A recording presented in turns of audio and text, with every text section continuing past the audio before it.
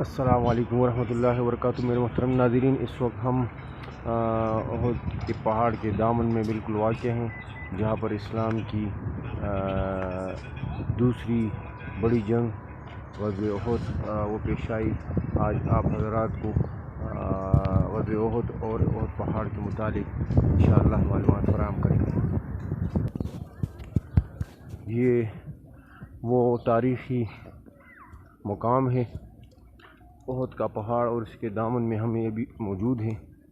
میرے محترم دوستو، جنگ احد اسی مقام پر لڑی گئی مسلمانوں نے، اور صحابہ کرام رسول اللہ مبارک کی قیادت میں مدینہ کی دفاع میں یہیں پر ان مشرکین مکہ سے جنگ کی۔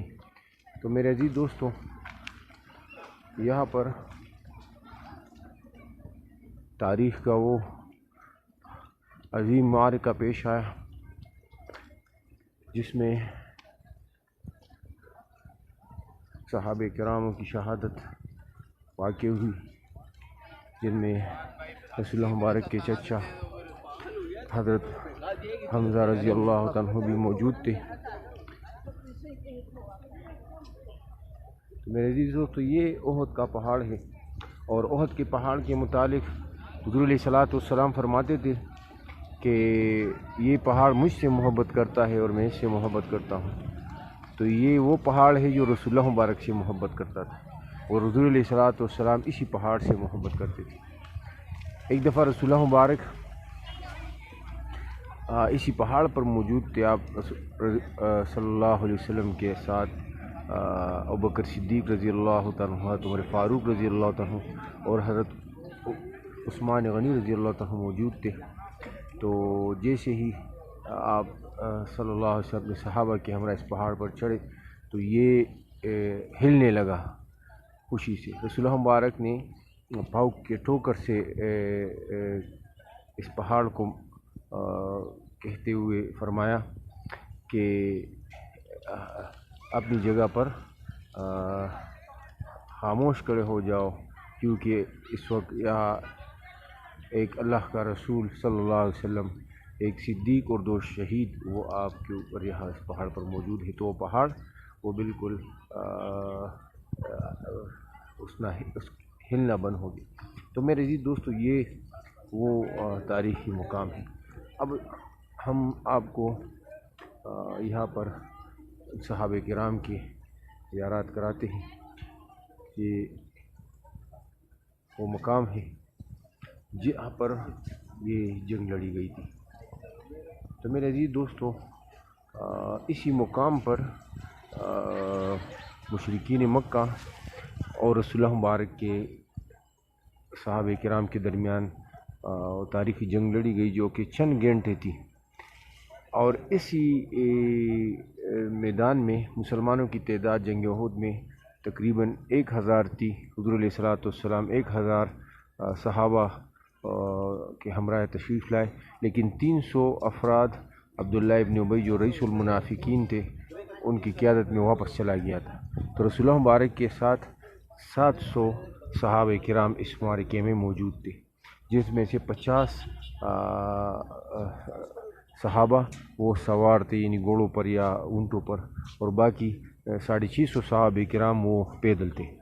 جبکہ دوسری طرف مشرکین مکہ، جن کی قیادت ابو سفیان کر رہے تھے، جو اس وقت اسلام نہیں لائے تھے، اور اس کی قیادت میں تقریباً 3000 وہ کفار مشرکین مکہ وہ مسلمانوں کے خلاف رسول اللہ مبارک کے ساتھ جنگ کے لیے آئے تھے۔ تو ان میں سے تقریباً 200-300 وہ سوار افراد تھے، تقریباً 300 تھے۔ تو یہ جنگ یہاں پر لڑی گئی، جس میں سے تقریباً 22 کافر وہ قتل ہوئے، اور مسلمانوں میں سے تقریباً 70 سے اوپر صحابہ وہ شہید ہوئے۔ تو یہ ہم آپ کو اس کی زیارت کرا رہے ہیں۔ اسی مقام پر سید الشہداء حمزہ رضی اللہ عنہ کا وہ مزار بھی موجود ہے، آپ دیکھ سکتے ہیں۔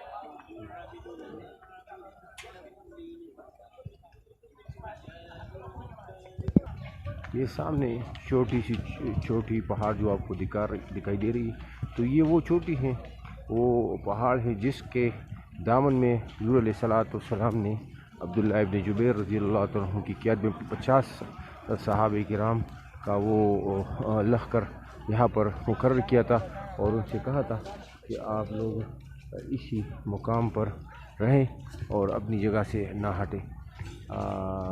لیکن جب مسلمانوں نے فتح حاصل کی ظاہراً، تو یہی صحابہ یہ سوچ کر یہاں سے ہٹے کہ مال غنیمت جمع ہو رہی ہے، تو وہ بھی مال غنیمت کی طرف بڑھے۔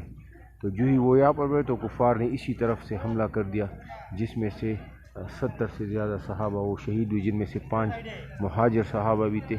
تو وہ اس مقام پر ان صحابہ کی وہ شہادت ہوئی، اور تقریباً 22 کفار وہ قتل ہوئے تھے۔ یہ احد کا وہ میدان ہے، اور اسی میدان میں پھر رسول اللہ مبارک نے صحابہ کرام کو یہیں پر ان کی تدفین کی۔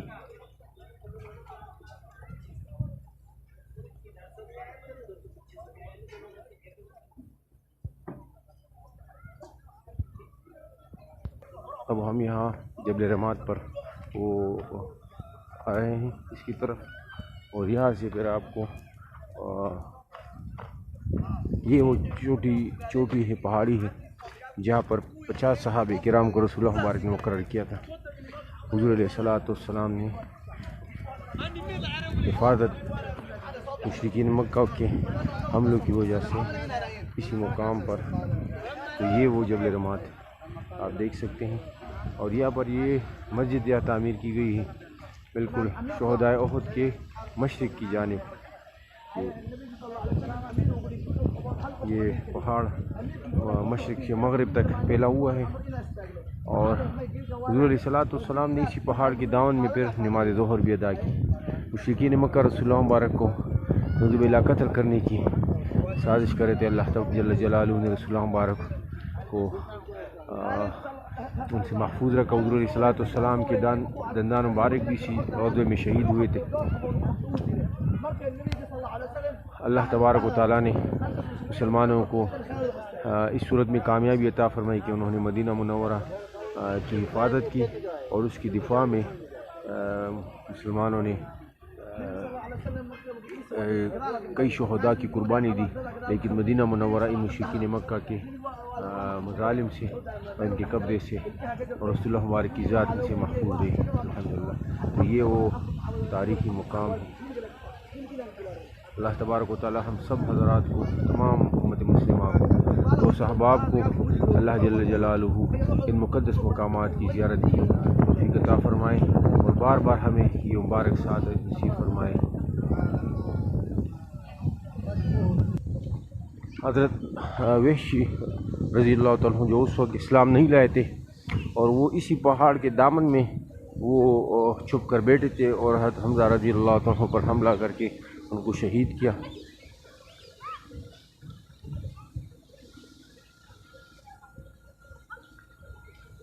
میرے عزیز دوستو، یہ